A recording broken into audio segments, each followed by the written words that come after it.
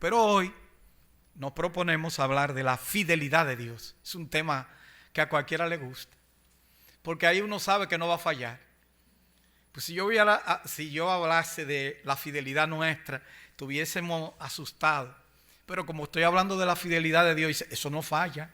Él no puede negarse a sí mismo. Y eso lo enseña la palabra de Dios. Así es que hablar de la fidelidad de Dios, de vez en cuando tenemos que hablar de lo que son las perfecciones de Dios. Hay muchos que le llaman los atributos de Dios, pero tal vez la palabra mucho mejor todavía son las perfecciones. Mucha manera de hablar de las perfecciones o atributos de Dios. La mejor manera tal vez de clasificarlo teológicamente serían comunicables e incomunicables. Son lo más fácil, porque así usted dice, ¿qué quiere decir eso? Bueno, que hay atributos que son comunicables a sus criaturas. Es decir, Dios dice, Dios es amor, dice, pero ama. Dios es un Dios de justicia, pero practica la justicia. Dios es santo, pero te dice practica la santidad. O sea, eso se comunica a sus criaturas. Pero hay otros atributos que son incomunicables. Todo lo que tiene omni adelante, no se preocupe, eso no es suyo. O sea, que eso pertenece precisamente a Dios. Para ponerlo sencillo, porque hay otra forma también de verlo. Hay otros que lo clasifican en óntico, moral y psicológico. Hay lo que son desde el punto de vista práctico. Pero eso no... Lo que importa de esto es que ustedes vean a Dios como algo completo, coherente. O sea, no que está dividido en pedacitos, que Dios es un pedacito aquí, un pedacito allá. No, Dios es todo eso. Y quiero que ustedes tengan eso pendiente cuando vean esa realidad. Así es que vean esto como un repaso de uno de los atributos de Dios. Otras veces hemos hablado, pero hace años que no así como tema propiamente dicho. Creo que Payán sí habló, el día pasado habló de los atributos de Dios y lo habló los miércoles. Así que en la Biblia no vamos a ver discusiones filosóficas o abstractas de los atributos de Dios, sino que lo vemos siempre en acción, o sea, en actividad. Eso es lo que llama la atención, oponiéndose al mal. Oponiéndose a la desobediencia, oponiéndose a la inmoralidad. Eso es lo que se llaman los atributos de Dios en acción, no es una cosa por allá. Bueno, Dios es tan grande, como dice Abacú, Señor, es que tú eres tan grande que no puede ver el mal. ¿Se recuerdan ustedes ese pasaje? Y después se tuvo que sentar, escuchar y decir, Señor, haz lo que tú quieras, viva tu obra en medio de los tiempos, hazla conocer. O sea que encontramos esa realidad. Cuando uno habla de los atributos de Dios, en este caso vamos a hablar de la fidelidad de Dios. Cuando uno habla de eso que, repito, de las perfecciones de Dios, uno se hace la pregunta, una pregunta es, ¿cómo es Dios? O sea, cuando yo digo, ¿cómo es Dios? Entonces yo digo, Dios es fiel, Dios es justo, Dios es bondadoso, Dios es un Dios de misericordia. O sea, eso es lo que responde la pregunta, cuando uno habla de esas perfecciones de Dios. Así que, como decía un teólogo llamado Millard Erickson, cuando hablamos de los atributos de Dios, nos estamos refiriendo a las cualidades de Dios que constituyen lo que es, las características mismas de su naturaleza. No nos estamos refiriendo a sus actos como crear, guiar, sustentar, ni a sus roles correspondientes tales como creador, guiador y sustentador. Nos estamos refiriendo a lo que Él es en esencia como Dios. La Biblia está llena de la fidelidad de Dios. La Biblia está llena. Uno dice, bueno, pero ¿por dónde comenzamos para hablar de la fidelidad? Comience por Adán, pero vaya por todos los patriarcas, por Enoc, por Noé. Y si usted sigue, porque hay que resumirlo, por Job. Y usted puede decir por Moisés, por Esdras, por Nehemías, por Daniel, por Pedro, por Pablo y por ti también. Porque uno cree que para allá solamente. El Señor ha sido fiel contigo. Él nunca ha dejado de ser fiel. La vida tuya y mía está cargada, se puede decir, de la fidelidad de Dios. Está cargada. Póngase a pensar lo que yo estoy diciendo. Cuando usted ha fallado, viene el Señor y te sustenta. ¿Cuántas veces uno quisiera tirar la toalla? El Señor dice, ¿qué pasa? Yo estoy aquí contigo. Entonces, es la nota relevante que aparece en una lectura que aparece en el Salmo 89. Fíjense ustedes que esa lectura la sacamos, la leíamos en la introducción y me llamó la atención cómo ponen los títulos, que no son inspirados, pero resumen por lo menos algo de lo que habla el Salmo. La Reina Valera 60 lo resume en el pacto de Dios con David. Pero fíjense ustedes que los pactos no niegan la responsabilidad. Cuando usted lee todo el Salmo, se da cuenta que la cosa se va más allá. Yo no voy a hacer una exégesis del pasaje completo, solamente quiero resaltar lo que dice el texto. Cuando dice, por siempre cantaré de las misericordias del Señor, con mi boca daré a conocer tu fidelidad a todas las generaciones. Fíjense ustedes que esto hay que proclamarlo, esto hay que anunciarlo, esto hay que decirlo. Dios es fiel, verdaderamente fiel. Y solamente eso dice, por todas las generaciones. Porque dije, para siempre será edificada la misericordia. Y entonces dice, en los cielos mismos establecerás tu fidelidad. ¿Qué le llama la atención? Si ustedes buscan muchos pasajes de todo el Antiguo Testamento, parece ser que hay dos atributos o perfecciones de Dios que son siameses. La misericordia y la fidelidad van de la mano, porque la misericordia y la justicia son contrarias, pero la misericordia y la fidelidad son como hermanos siameses, por decirlo de una manera expresiva para que nos entendamos mejor. Los cielos, dice el versículo 5, alabarán tus maravillas, Señor, y también tu fidelidad en la asamblea de los santos. Los cielos pueden proclamar las maravillas, pero los santos que son receptores de la fidelidad de Dios, oigan qué realidad más grande, que somos objeto de la fidelidad de Dios. Nosotros podemos entonces reconocer, como dice aquí, la asamblea de los santos va a reconocer o alabarán tu fidelidad. Dice el versículo 8, oh Señor, Dios de los ejércitos, ¿quién como tú, poderoso Señor? Tu fidelidad también te rodea. O sea, como que es como un baluarte de Dios. Es una expresión, es una decoración, que más que decoración, es una práctica misma que pertenece a Dios y nos los manifiesta. Finalmente, en el versículo 24 del Salmo 89, para resumirlo, dice lo siguiente. Estoy leyendo la Reina Valera actualizada y la Biblia de las Américas indistintamente. Dice, con él estarán mi fidelidad. La Reina de la Valera 60 dice mi verdad, porque es una palabra que viene parecida a eso. Y mi misericordia, y en mi nombre será exaltado su poder. Con él estará mi fidelidad. Y todo eso se va respirando. Y como Dios también en medio de la fidelidad también le da su castigo. Dice David, sí, yo no te voy a olvidar, pero tienes que andar correctamente. O sea, fíjense que el pacto no anula que Dios te exija también que tú pongas tu parte. Y pues con razón un pasaje que mencionaba Payán la semana pasada, y por eso me puse a pensar en eso. Si fuera, dice Pablo en 2 de Timoteo, si fuéramos infieles, Él permanece fiel. Él no puede negarse a sí mismo. Él no puede. Hay cosas que Dios mismo en su naturaleza y sus perfecciones la ha puesto como un límite para Él. Si me niego a mí mismo, dejo de ser lo que soy. Está en contra de mi esencia, de mi naturaleza. Dios no puede mentir. Entonces, si Dios mintiera, está en contra también de la naturaleza de Dios. O sea que hay cosas que yo recuerdo en una clase de teología, que yo le pregunté a alguien, ¿hay alguna cosa que Dios no puede hacer? Wow, es una pregunta que uno dice, ¿cómo? Dios lo puede hacer todo. Si Dios no puede ir en contra de sí mismo. Dios no puede pecar. Entonces son cosas que Dios se ha autolimitado en eso. Dios no puede mentir porque dejaría de ser Dios. Y qué bueno que sea así. Así que la fidelidad de Dios es su honradez de actuar o de hacer en conformidad con su palabra, en conformidad con sus promesas, en conformidad con sus dichos. Es increíble cuando usted lee el Salmo 119, que es el capítulo más largo de toda la Biblia, con 176 versículos, que en medio de todo eso tú no sabes si está hablando de la Biblia o si está hablando de la fidelidad de Dios.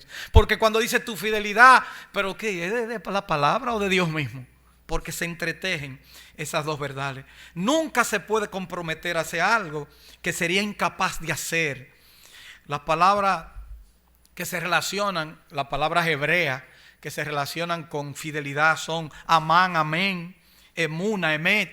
Son palabras que vienen y uno amén, de cierto, verdad. Eso habla de fidelidad. Y en el Nuevo Testamento son la palabra episto, pero con nota firme, constante, fidedigno. La idea es que si Dios es verdadero en sí mismo, Él será fiel en las demás y a los demás. Y esa es la pura realidad. En otras palabras, la fidelidad, y aquí es una palabra media filosófica, es la verdad transitiva, es la verdad que se transfiere de Dios también a sus criaturas, porque es un atributo que se comunica a sus criaturas, a nosotros, a usted, a mí. Dios es fiel, pero manda de ti fidelidad, también demanda. Ahora, usted va a fallar, eso asegúrelo, pero Dios no va a fallar, eso también asegúrelo.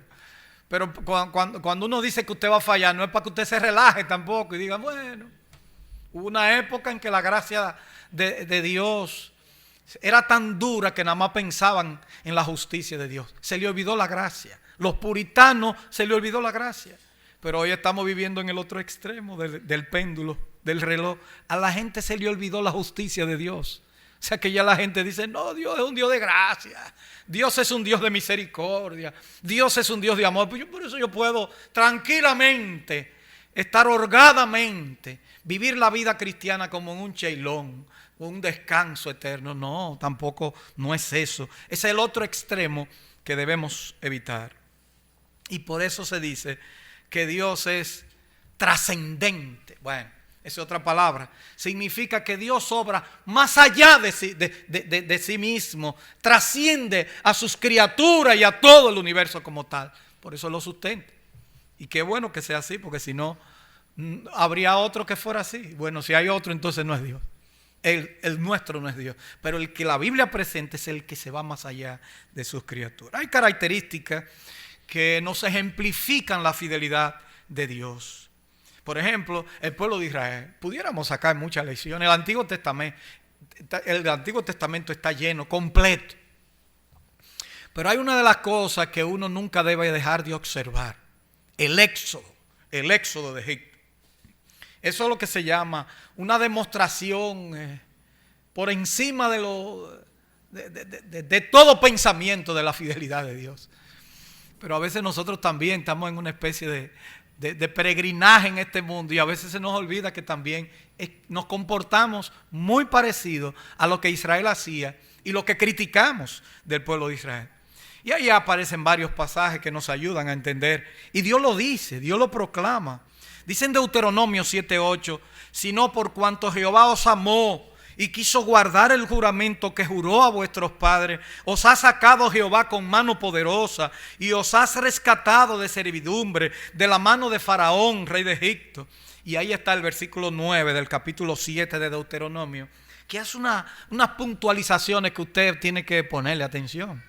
Conoce pues que Jehová tu Dios es Dios, Dios fiel. Usted tiene que recordar eso también, no solamente en el pueblo de Israel, para usted. Dios fiel, que guarda el pacto y la misericordia. Mírenlo ahí. Fiel y misericordia, fidelidad y misericordia. A los que le aman y guardan sus mandamientos hasta, recuerdan a ustedes ahorita como decía, dice, hasta 1000 generaciones. 1000 generaciones. Y dice el versículo 10 de Deuteronomio 7, y que da el pago en persona al que le aborrece, destruyéndolo.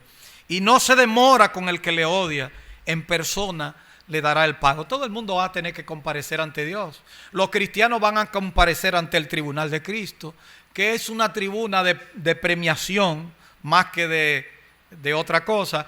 Pero aquellos que no conocen a Cristo van a tener que comparecer un día ante lo que se conoce en Apocalipsis como el juicio del gran trono blanco.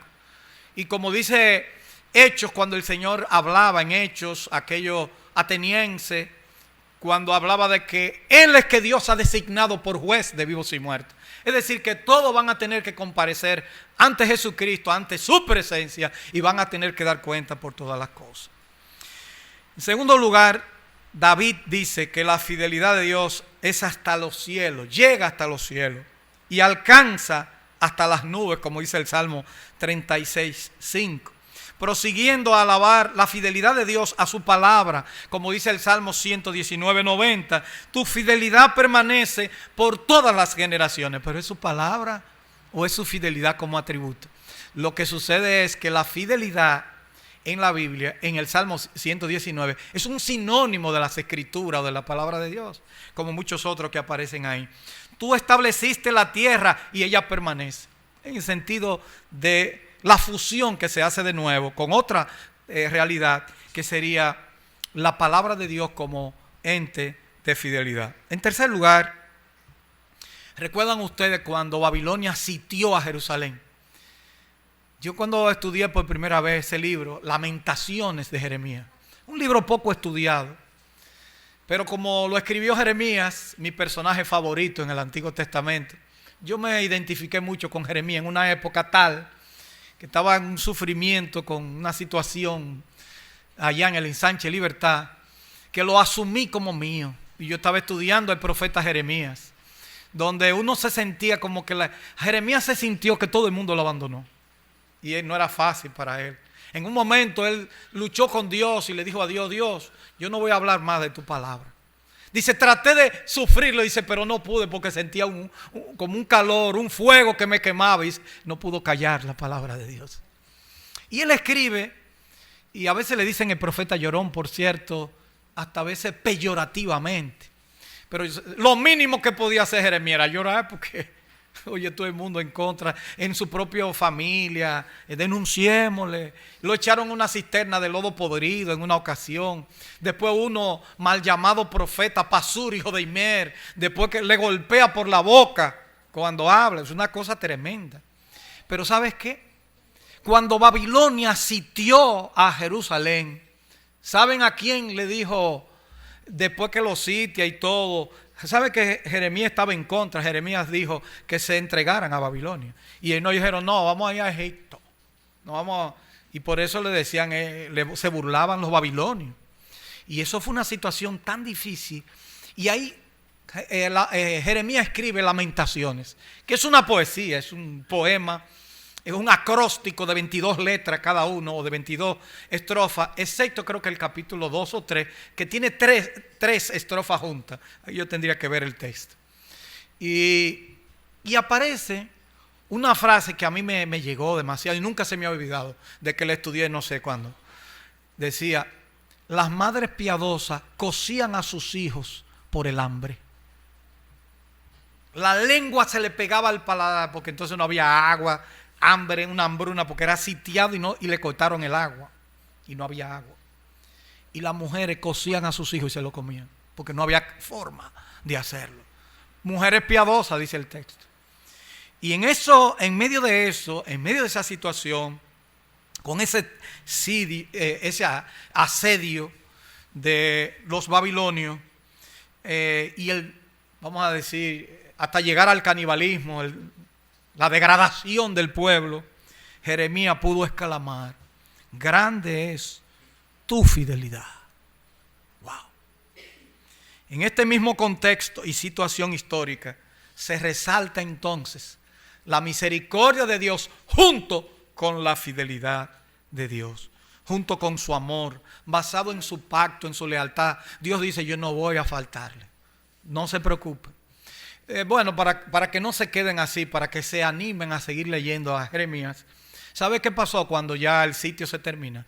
Que el rey, Nabopolassar era que ya estaba al mando. Nabucodonosor dejó comandando a Nabopolassar, uno de sus generales, que era un capitán en esa época, pero entonces tuvo que irse a Babilonia y lo deja ahí. ¿Y sabe qué hacen con Jeremías? Dice, ¿dónde usted se quiere ir? ¿Se quiere quedar o se quiere ir? Le dieron todo el privilegio y cuidándomelo. Nadie ni me lo vean mal. Fidelidad de Dios y cómo Dios preserva a sus hijos. Dice Lamentaciones 3:23, nuevas son cada mañana, grande es tu fidelidad. De ahí es que viene, es que son nuevas cada mañana. Y dice la Biblia, Dios habla hoy, hablando de Lamentaciones capítulo 2 verso 20, mira Señor, ponte a pensar que nunca nadie ha tratado así.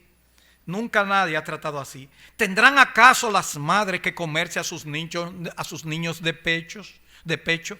¿Tendrán los sacerdotes y profetas que ser asesinados en tu santuario? En medio de eso, nuevas son sus misericordias. Y dice, y el que no, que se meta cacajo en la boca y que se meta piedrecita, mejor que se le rompan los dientes, por decir otra cosa. Si ustedes leen toda esa historia que hace. Señores, en medio de tantas cosas, Dios sigue siendo fiel. David dice de la fidelidad. El pueblo de Israel. Podríamos hablar de nosotros aquí como ejemplo de fidelidad.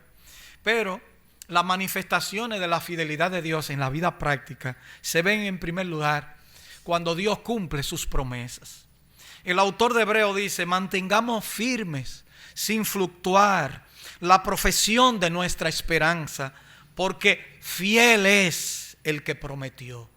Y ese es un capítulo medio enredado, el capítulo 10 de Hebreo. Todo el que se ha estudiado Hebreo sabe lo que yo estoy diciendo, cuando dice que ya no queda más sacrificio por los pecados, sino una horrenda expectación de juicio. Si pecaremos voluntariamente luego de haber conocido la verdad. Y hay muchas cosas que hay que estudiar. Pero al final del capítulo 10 dice, pero nosotros no somos de los que retroceden. Y una de las cosas, antes de hablar precisamente de congregarse, dice el versículo 23, porque el versículo 25 dice, no dejando de congregarnos, como algunos tienen por costumbre, más cuando veis que aquel día se acerca. Pero el 23 dice, mantengamos firmes sin fluctuar, o sea, como la marea, la profesión de nuestra esperanza, porque fiel es el que prometió. Hebreos capítulo 10, versículo 23. Así que Dios cumple sus promesas. En segundo lugar, Dios preserva a su pueblo en tiempos de pruebas. Como dice Pablo, fiel es Dios, en 1 Corintios capítulo 10, verso 13, que no os dejará ser tentados más de lo que podéis resistir, sino que dará juntamente con la prueba la salida. En realidad el contexto dice que no hay ninguna tentación que no sea común a los hombres, más o menos, depende de la traducción. Pero fiel es Dios que no nos dejará ser tentados más allá de lo que podamos resistir, sino que juntamente con la prueba nos dará la salida, haciendo énfasis en la salida. Usted sabe cuánta gente se ha librado de muchas cosas por entender ese pasaje de la Escritura, por saber que Dios sabe lo que usted está pasando, por conocer que Dios conoce, valga la redundancia porque vale, por conocer que Dios conoce lo que usted está pasando. En tercer lugar, y esto también es muy importante para la vida práctica en cuanto a la fidelidad, Dios responde a la oración. David ora en el Salmo 143, verso 1, oh Señor, escucha mi oración, respóndeme por tu fidelidad. Usted puede apelar a la fidelidad de Dios.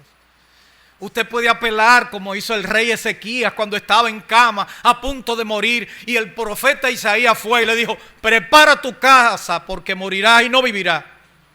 Y cuando no bien iba saliendo ya por el patio por allá, Dios le manda a devolverse por una razón. El rey Ezequías estaba orando, dice que puso su cara, su rostro frente a la pared. Y le dijo, Señor, tú sabes que he andado rectamente delante de ti. ¿Cuánta gente se pueden atrever a orar así? Yo no sé cuánto, porque uno dirá, yo sacando cuenta, Señor, yo he sido fiel, pero no tanto como debo ser y como demanda lo que tú eres. Y el Señor le dijo a Isaías, devuélvete. ¿Cómo? Sí. Y le mandó al rey Ezequías ponerse unos higos en sus úlceras, su enfermedad. Y el Señor le añadió 15 años más al rey Ezequías. Es verdad que no fueron fáciles esos 15 años. Nació Manasés en esos 15 años, ¿ustedes sabían? Uno de los reyes más malos y perversos que ha nacido en el pueblo de Israel. Que Dios dijo que lo iba a ver como estiércol con un plato boca abajo. Pero hay que tener cuidado también. Pero podemos descansar en la oración. Lo que a mí me llama la atención, no lo que pasó después, sino cómo Dios reconoce que es el rey Ezequías de verdad y conforme a la fidelidad de él mismo. Así que también, en cuarto lugar, reconocer que Dios perdona el pecado. Y cuando reconocemos que Dios perdona el pecado, estamos diciendo que eso es una manifestación de la fidelidad de Dios. ¿Por qué? Porque dice en Primera de Juan, capítulo 1, versículo 9, si confesamos nuestros pecados, Él es fiel y justo para perdonar nuestros pecados y limpiarnos de toda maldad. O sea que se apela aquí a su fidelidad. Él es fiel. Él es fiel. Si fuera porque... Miren, la salvación depende de Dios mismo. La salvación no depende ni siquiera de mí. La salvación depende de Dios en todo su esplendor. Y por eso hay que tomarlo en cuenta. Si confesamos nuestros pecados, Él es fiel y justo. En quinto lugar, Dios envía aflicciones conforme a su fidelidad. Miren ustedes, que Dios envía aflicciones conforme a su fidelidad. Dice el Salmo 119, versículo 75, y que conforme a tu fidelidad me afligiste. Eso llama la atención. Esto posiblemente se refiera al sentido de no enviar más de lo que se pueda soportar. Eso es lo que yo pienso. Estando Él siempre allí para auxiliar y obrar grandes propósitos en nuestras vidas. Sobre esta última dice el Salmo 119, versículo 71. Me hizo bien haber sido afligido, porque así llegué a conocer tus decretos. A veces nosotros necesitamos que el Señor no tenga soga corta, porque si nos floja mucha soga, después que se nos olvida lo que tenemos que hacer. Dios es equilibrado, porque Dios, sus atributos y son perfecciones, no son arbitrarias. No es que tiene un chin más de este, no, Él tiene todo 100. Dios tiene 100 en todo. O sea que si Dios hace algo por nosotros, lo hace en su 100. Lo hace por el bienestar nuestro y porque está de acuerdo con su propia naturaleza. A veces no lo entendemos eso. Y eso es lo que dice la NBI. Me hizo bien haber sido afligido. La nueva versión internacional. Porque así llegué a conocer tus decretos.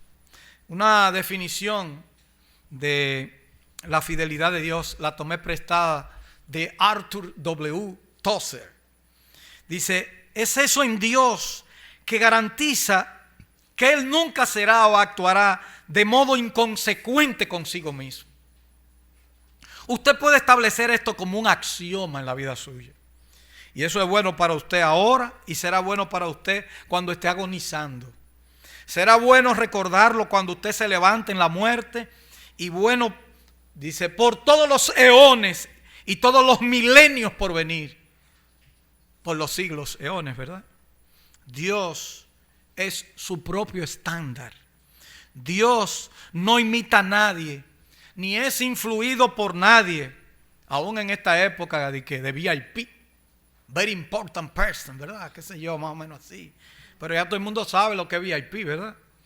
Te dicen tan crudamente, la cuestión no es lo que tú sabes, sino a quien conoce. Te dicen ahí. Para Dios no es así. Usted no puede influenciar a Dios de una forma ni de otra. Y qué bueno, ¿verdad? Que Dios no puede ser influenciado, porque entonces dejaría de ser quien es. Dejaría de ser Dios. Dios tiene que ser lo que es. Y Dios no imita a nadie tampoco. Él nunca está forzado a actuar en desacuerdo con su propio carácter tampoco, ya lo hemos visto. Y nadie puede forzar a Dios a actuar de otra manera que con fidelidad a su propia persona, pero también con fidelidad a sus hijos, a lo que ha hecho su pacto con ellos, a lo que ha dicho que no lo va a abandonar. O sea que eso es parte, ni persona, ni circunstancia, ni nada puede, en este caso, bloquear a Dios. Como dice Génesis capítulo 9. Y habló Dios a Noé y a sus hijos con él, diciendo, recuerda, he aquí yo estableceré mi pacto con vosotros y con vuestros descendientes después de vosotros, y con todo ser viviente que está con vosotros, aves, hasta con las aves, animales, toda bestia de la tierra que está con vosotros, desde todo lo que salieron del arca hasta todo animal de la tierra. estableceré mi pacto con vosotros y no exterminaré ya más toda carne con aguas del diluvio, ni habrá más diluvio para destruir la tierra. Y sucederá que cuando haga venir nubes sobre la tierra, se dejará ver entonces mi arco en las nubes. Y me acordaré del pacto mío que hay entre mí y vosotros y todo ser viviente de toda carne. Y no habrá más diluvio de agua para destruir toda carne. Estará el arco en las nubes y lo veré. Y me acordaré del pacto perpetuo entre Dios y todo ser viviente con toda carne que hay sobre la tierra. En esta semana Onita grabó un arco iris. Iba en la guagua y dice, un doble arco iris. ¡Wow! Y Oni grabando, iba todo el camino. Un arco iris doble. Hasta se lo mandó a la familia. Ese arco iris, cuando yo era niño, nos equivocamos y decíamos, eso quiere decir que no va a llover. Ese arco iris lo que significa que está lloviendo. Y lo que está diciendo que Dios no va a destruir el mundo con agua, ya más. Y eso es una muestra de la fidelidad de Dios. La fidelidad de Dios se pacta, como se ve en las Escrituras, como se ve con David, como se ve con otros. De manera que podemos decir varias cosas a manera de aplicación. Dios escribió esto antes de la pandemia que ha venido al mundo. Dios lo escribió, esto está ahí en la Biblia, antes de la pandemia, de todas las pandemias que han ocurrido. Usted sabe que la pandemia en el mundo, eso es común. Eso ha sido así toda la época. A veces son en un continente, a veces... Europa siempre ha sido se le pegan todos los faos. Yo recuerdo que hace unos años estaba en más de la vaca loca, pero aquí no estaba en más de la vaca loca, era allá, que se llamaba encefalitis espongiforme bovina. Una cosa que producían la vaca.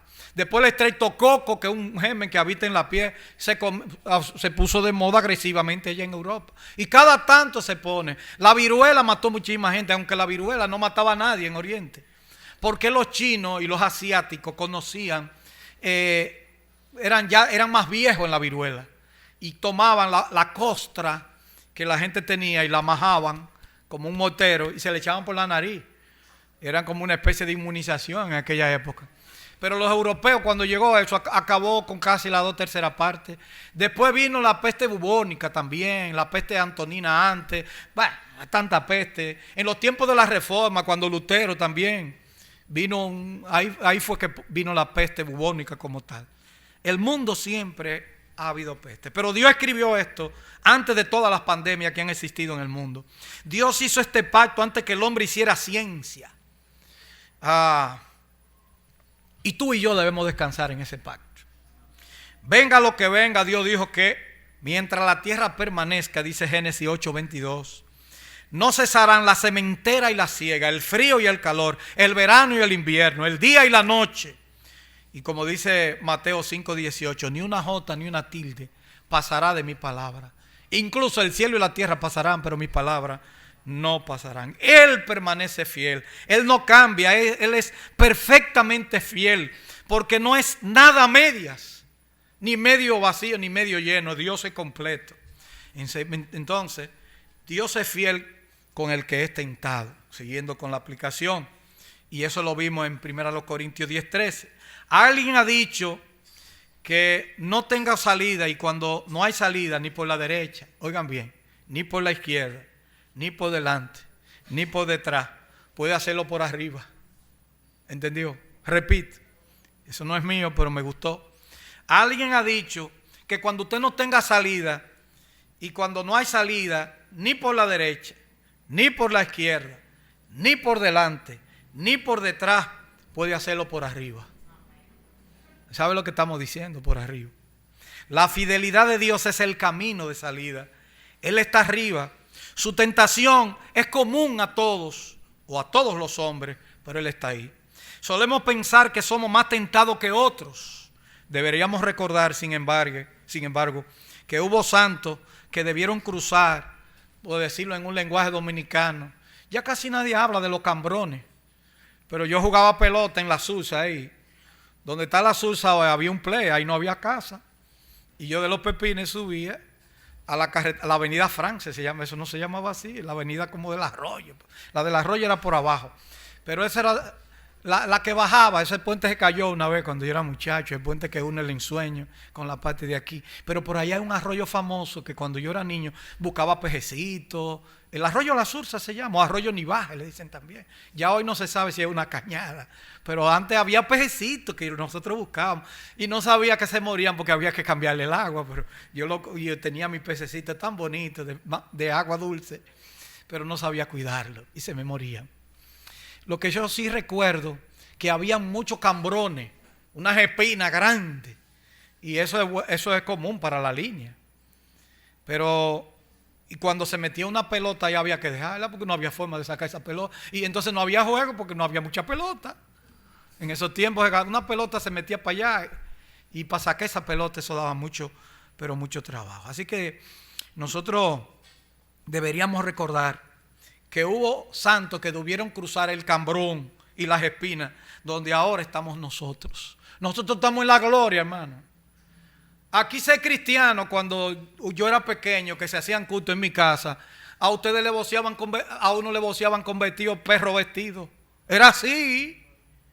Y le tiraban materia fecal en la casa a uno, en la galería. Como a una misionera canadiense que le pintaron la galería, ya usted sabe. Y el manubrio de la puerta se lo ensuciaron para que cuando pusiera la mano. Porque era así la cosa. Ahora todo el mundo anda con... Eso está de moda, andar con una Biblia, bonito se ve. Pero muchos pasaron por ahí para darnos lo que nosotros disfrutamos. Y a veces nosotros ni valoramos esto. Y voy a poner, como estamos en el medio de la familia, 2 ejemplos que son medio... Perdónenme la irreverencia con esos ejemplos. Usted sabe que... Pensando en esto, en la familia, algunas esposas tienen, o algunos esposos, perdón, el primer ejemplo, tienen mujeres que son gatas monteses. Lo estoy poniendo porque después viene del hombre. Aguántese ahí, ahora le toca a la mujer. Una gata montés dice que es difícil llevarse bien. Y piensan que son tentados más que los demás. Se dice que John Wesley, el famoso predicador, que se casó con una viuda. Se casó... Él estaba soltero toda su vida, pero decidió casarse. Y que se dice que estaba casado con una gata montés, pero que tenía las uñas sin cortar. Cuando él estaba orando para que ella lo dejara tranquilo y poder orar hasta por ella, oraba en latín para que ella no supiera lo que estaba orando. Y él ella sospechaba algo y le tiraba los zapatos cuando estaba orando. Y pipán. Pero Wesley dijo, no, siguió adelante en su vida cristiana. Lo agarraba por los cabellos y la casa entera la paseaba.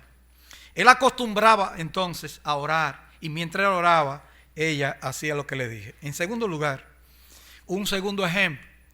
Hay muchas preciosas mujeres que aman a Dios con todo su corazón, pero están casados con un cerdo. Perdonen los ejemplos, yo no quiero... Perdonen los ejemplos. Hombres que rehúsan hacer otra cosa. Son carnales, malhumorados, sinvergüenza, dictadores. Y ellos te dicen, nadie está atrapado como yo, porque el que está atrapado piensa que nadie está como él. Pero recuerden que aún en medio de todo eso, Dios es fiel. Y Dios ha hecho cosas. Mire, yo pude ver un señor, que esa mujer, mire, llegaba hasta tarde a la iglesia, porque era así antes. Porque le dejaba la cena, todo, para que no tuviera excusa. Y después esa persona llegó a los pies de Cristo. Y cuando ahora él pasó a la presencia del Señor, yo tuve el privilegio de predicar en su memorial. Se llamaba Valentín Rodríguez. Toda su familia yendo a la iglesia desde niño. Eran mis alumnos de la escuela dominical, después eran los grandes. Y él nunca iba a la iglesia hasta que un día el Señor vino y lo cambió. Él siempre se daba un humo para decirme, a mí me gusta el evangelio. Y no más de ahí. Y ese señor, el Señor lo cambió. Y así hay muchos que están. Que el Señor ha tenido misericordia. Y hasta le dicen a uno, yo tengo amigos que dicen, dime una cosa, ¿qué fue lo que tú hiciste? Que llegaste a Cristo. Oigan, ¿cómo es? Yo una vez le hice la anécdota de que me invitaron en Allentown, Pensilvania, en una campaña. Una iglesia de allá, ¿no? Amigos de aquí que me invitaron. Y entonces ellos están haciendo invitación y le preguntaron, dime, ¿estaba en pandilla? ¿Usó droga? ¿Qué fue lo que hizo que el predicador de ustedes que trajeron ahí? Dice, no, él viene de un hogar cristiano. Y dice, pues yo voy ahí porque yo quiero escuchar eso. Porque lo normal era que el predicador siempre venía de un ambiente difícil. Yo era esto, yo era aquello. No, todos somos pecadores igualitos, no importa que de dónde vengamos y de dónde nos criemos. Todos necesitamos del perdón de Dios y de la fidelidad de Dios. Así que la fidelidad de Dios con los que están en lucha es importante. Dice el Salmo 42, como el ciervo brama por las corrientes de las aguas, así clama por ti, oh Dios, el alma mía. Mi alma tiene sed de Dios, del Dios vivo. ¿Cuándo vendré y me presentaré delante de Dios? Fueron mis lágrimas, mi pan de día y de noche. No dormía. Mientras me dicen todos los días, ¿dónde está tu Dios? ¿Por qué te abates? Se pregunta él, versículo 5. ¿Por qué te abates, oh alma mía, y te turbas dentro de mí? Espera en Dios, porque aún he de alabarle, salvación mía y Dios mío. El capítulo siguiente dice lo mismo. Sí, es la continuación, casi una repetición del Salmo 42 al 43. Yo recuerdo que mi suegra me regaló un cuadro que lo puse en mi habitación. Cuando eso yo era novio de Maribel, yo duré tantos años de novio que hasta me llegaron a regalar cuadros y libros y de todo. Y me regaló un versículo que yo no sabía, yo sabía que estaba en un salmo, pero nada más decía una sola palabra, dos palabras, tres: espera en Dios. Yo nunca lo busqué, pero decía espera en Dios. Me gustaba, espera en Dios. Después que yo aprendí el contexto de que en el Salmo 42, donde David estaba pasando la difícil, cuando él dice un proceso de depresión en todo orden, física y espiritual, y él se pregunta por qué te abates, y habla consigo mismo, por qué te abates, oh alma mía, y por qué te turbas dentro de mí. Espera en Dios, porque aún he de alabarle, salvación mía y Dios mío. ¿Cuándo vendré y me presentaré delante de Dios? ¿Qué hace el deprimido la noche entera? Óyate el reloj, y si es de campanita, clink, clink, hoy la 3, trin, trin, trin, la 4, porque no duerme. Por eso él dijo, fueron mi pan, mi lágrima de día y de noche. O sea que lo que hacía era llorar. No dormía de noche y tampoco de día. Una situación difícil. Y ahí el cerebro sufre mucho. Y ahí por eso Dios, cuando Elías entró en una situación difícil, que se puso camina, lo que hizo fue que lo durmió, le dio torta, lo levantó. Levántate y come porque el lago camina terrestre. Pero primero lo durmió, lo puso a descansar para que llegara a un reposo. Eso habla de la fidelidad de Dios. Señor, hay muchas cosas que decir, pero yo aprendí para siempre lo que significa el Salmo, que no es solamente espera en Dios ese pedacito, sino en el momento difícil que tú andas, espera en Dios.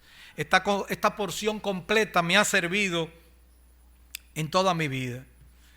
Aprendamos a guardar en nuestras luchas la palabra de Dios, pasaje que lo vamos a recordar siempre, pero pase lo que pase, no puede olvidar que Dios es fiel.